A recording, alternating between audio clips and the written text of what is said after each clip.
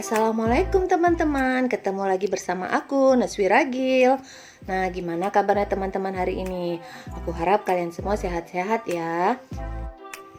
Kali ini aku mau berjalan-jalan ke pemandian alami air terjun air dingin di kawasan Kabupaten Aceh Selatan.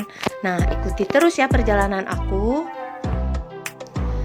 Teman-teman jangan lupa ya tekan tombol like, komen, di subscribe, dan jangan lupa juga aktifkan lonceng notifikasinya agar kalian terus update dengan informasi-informasi dari aku.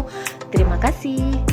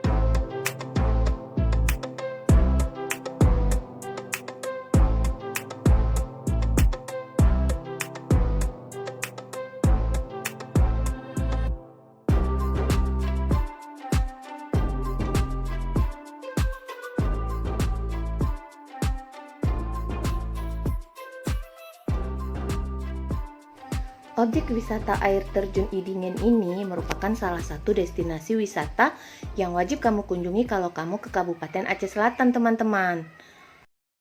Air terjun ini terletak di Desa Lukpau, Kecamatan Sawang, Kabupaten Aceh Selatan. Untuk menuju ke air terjun ini kira-kira memakan waktu 10-15 menit dari ibu kota Kabupaten Aceh Selatan, Tapak Tuan.